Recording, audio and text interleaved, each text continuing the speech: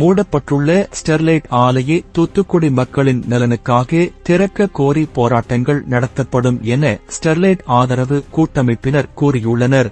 தூத்துக்குடி வணிகர் சங்க பேரவையைச் சார்ந்த ஜெயபாலன், மக்கள் வாழ்வாதார இயக்க தலைவர் கணேசன், ஸ்டெர்லைட் போராட்டத்தில் காயமடைந்து திருமதி தங்கம், துளசி சோசியல் டிரஸ்ட் தனலட்சுமி, திரேஸ்புரம் மீனவர் சங்கத்தை சேர்ந்த சம்சுதீன், வழக்கறிஞர் விக்டர், பண்டாரம்பட்டியை சேர்ந்த மரிய செல்வகுமார் மற்றும் சாமுவேல், தெற்கு வீரபாண்டியபுரத்தை சார்ந்த வரதராஜன், மாற்றுத்திறனாளிகள் சங்கத்தைச் சார்ந்த ரமேஷ் உள்ளிட்ட பலர் கூட்டாக தூத்துக்குடி பத்திரிகையாளர் மன்றத்தில் செய்தியாளர்கள் சந்திப்பை மேற்கொண்டனர்.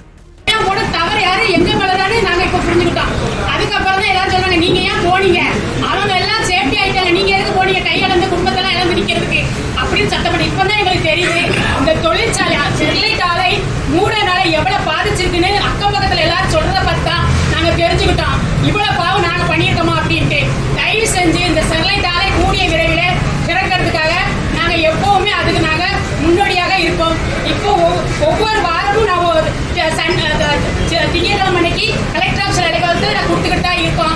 நான் இல்ல, பாதிக்கப்பட்டவர்கள் அனைவருமே பக்கத்துல இருக்கிற கிராம மக்கள் எல்லாருமே நாங்கெல்லாம் தள்ளி கிடையாது.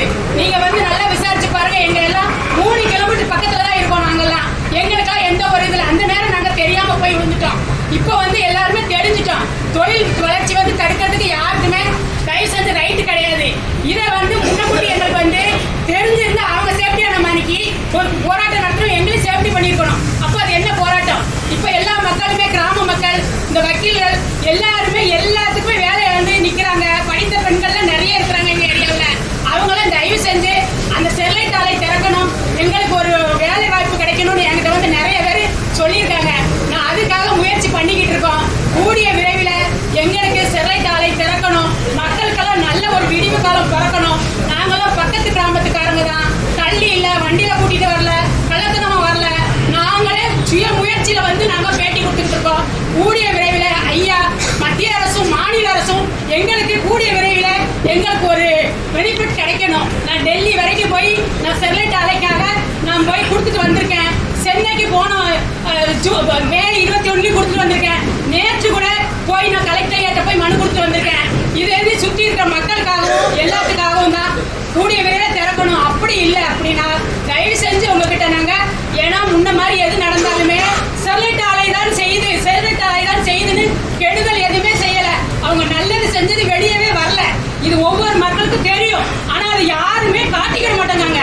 இப்ப நாங்க அதை புரிஞ்சுக்கிட்டோம். தயவு செஞ்சு அது எந்த கெடுதலும் நடத்தல. கூடிய விரைவில் அது நல்லதுதான் செஞ்சிருக்கு. நீங்க இது 2 பேரும் மத்திய அரசும் மாநில அரசும் தயவு செஞ்சு எங்க கோரிக்கை நீங்க எடுத்து இந்த நடவடிக்கை சீக்கிரமா எடுங்க.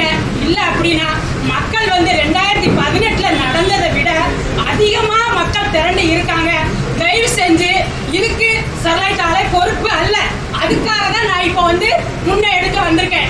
ஏன் அப்படின்னா நாங்கெல்லாம் கை இழந்தவங்க, கால் இழந்தவங்க, ஒவ்வொரு ஊனமற்ற சர்டிபிகேட் என்கிட்ட இருக்கு. 18 நடந்த இது. அதனால என்ன மாதிரி யாரும் இழக்க கூடாது.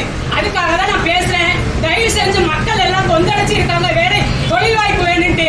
அதனால நீங்க தயவு செஞ்சு ஐயா நீங்க இந்த நடவடிக்கை எடுத்து எந்த ஒரு இது இல்லாம எங்களுக்கு ஸ்டெர்லைட் ஆலை கூடிய விரைவில் நடத்துங்க. இல்ல அப்படின்னா பல விளைவுகள் நாங்கள் பார்க்க வேண்டியது வந்துடும். நீங்க அதுக்காக சீக்கிரம் எடுங்க. இதுக்காக நான் ஸ்டெர்லைட் ஆலைக்காக நாங்க வந்து வந்திருக்கோம். நிறைய பேர் மீனவர் சங்கத்துல இருந்து வந்திருக்கோம். எல்லாருமே கிராம மக்கள் வந்திருக்காங்க. நீங்க நடவடிக்கை கூடிய விரைவில் எடுங்க, கூடிய விரைவில் திறங்க. இதுதான் உங்ககிட்ட நாங்க மன்னிப்பு